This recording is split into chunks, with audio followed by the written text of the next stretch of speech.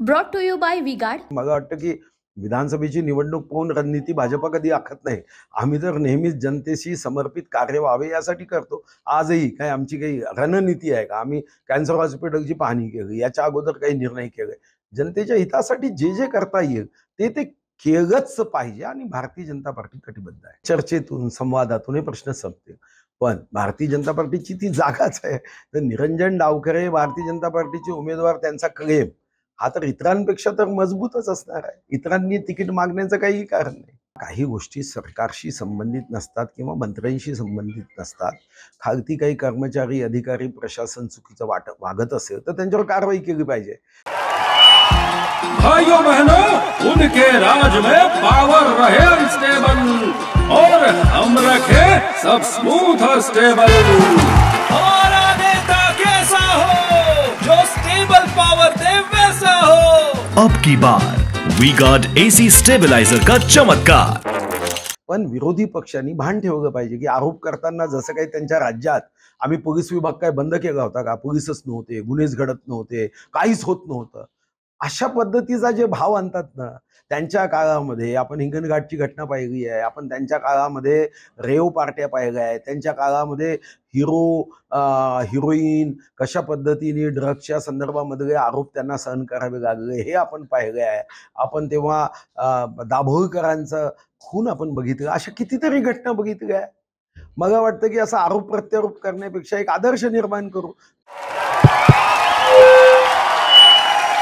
उनका बैकअप सिर्फ कल तक और हमारा चांद तक। हमारा नेता कैसा हो जो नॉन स्टॉप बैकअप दे वैसा हो। अब की बार वी गार्ड इन्वर्टर बैटरी का चमत्कार। तुमच्याकडे काही माहिती असेल तर विधिमंडळाच्या माध्यमातून तुम्ही ती माहिती द्यावी, कधी मुख्यमंत्र्यांना भेटून माहिती द्यावी. एकत्रितपणे आपण लढाई लढू ना. जे सामाजिक समस्या आहे, सामाजिक प्रश्न आहे, जे कायद्याचे प्रश्न आहे, आपण एकत्रित लढू शकतो. पण आरोप प्रत्यारोप करून असा आणण्याचा भास की हे काहीतरी महायुतीचं सरकार आहे म्हणून होते आहे आणि आम्ही असताना तर पोलीस स्टेशन सारे बंद केले होते, पोलीस विभागच बंद केला होता, एकही गुन्हा घडत नव्हता, असा जो काही संदिग्धता भाव आणला जातो तो चुकीचा. त्यांच्याकडे काही यादी असेल तर त्यांनी त्या अधिकाऱ्यांवर कडक कारवाई झालीच पाहिजे. याच्याबद्दल कोणाचं दुमत असण्याचं कारण नाही. अधिकारी कोणत्याही राजकीय पक्षाचा असण्याचं काहीच कारण नाही. चूक करणाऱ्याच्या पाठीशी कोणी उभं राहणार नाही. माझं तर मत आहे, स्वर्गीय आर पाटील असताना पब बंद करण्याचा निर्णयावर चर्चा सुरू होती. आता सर्व पक्षांनी एकत्रित बैठक घेतली पाहिजे. एकमेकावर आरोप करण्यापेक्षा सामाजिक निर्णय करण्यासाठी आम्ही एकत्र येतोय हा भाव ठेवला पाहिजे. नुसतं 12 आमदार, हे आमदार, ह्याच्यासाठी शिष्टमंडळ राष्ट्रपतीपर्यंत जातात. मग या कामासाठी आता नागपूरमध्ये पब आहे, बंद करू ना आपण. कुठे थांबवलं? पुण्यात पब आहे, बंद करू. एकत्रितपणे सामाजिक लढा करून जनतेसमोर आदर्श निर्माण करू. मी तर माझ्या जिल्ह्यामध्ये बंद केली होती, उद्धवजींनी सुरू केलं. कोणी वाचू नये आणि आरोपीला कोणताही राजकीय पक्ष असो, सत्ताधारी असो की विरोधक असो, आरोपीला वाचवून स्वतःच्या पायावर धुंडा कोणीही मारून घेऊ नये.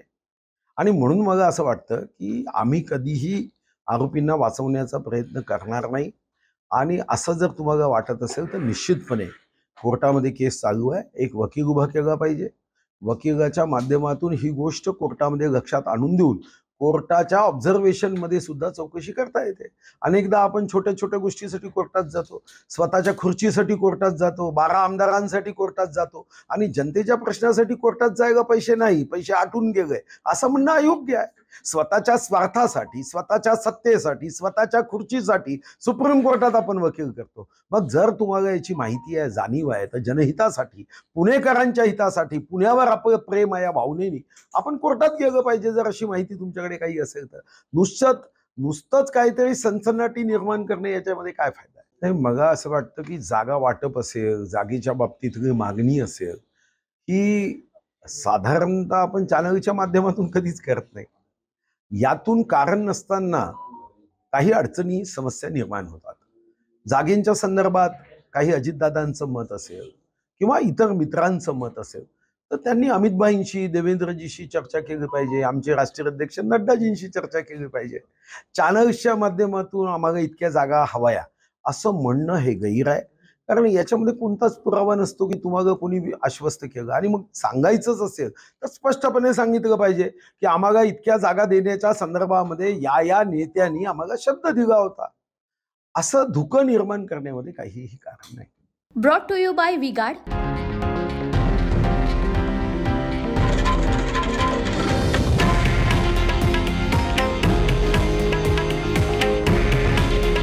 हे आहे देशातील नंबर 1 न्यूज नेटवर्क आणि आपण पाहत आहात TV9 मराठी. काळजी तुमची, हित महाराष्ट्राचं.